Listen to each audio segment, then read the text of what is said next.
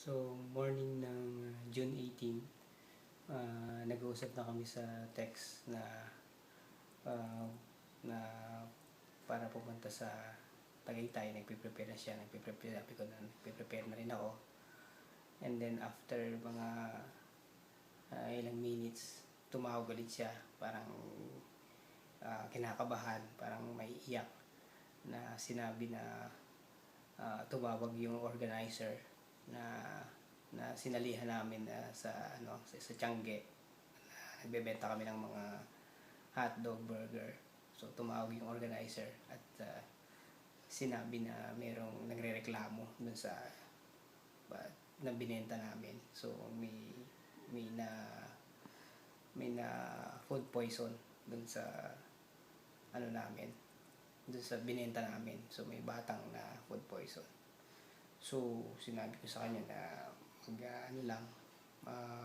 sinabi ko na rin sa kanya na tinawagan na rin ako at gustong makipagkita sa Araneta Center. At sabi ko na papunta na ako doon, sumunod na lang siya.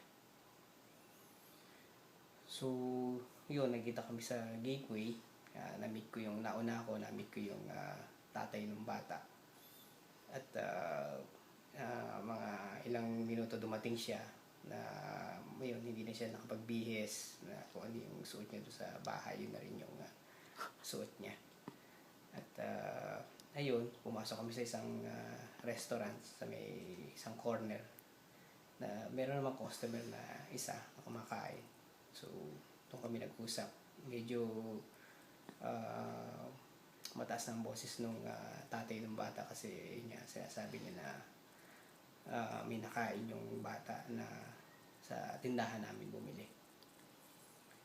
So sinabi niya na ayun nga, so paano gagawin kung pag-usapan namin kung ano yung mga sasagutin namin. So pinakita niya yung may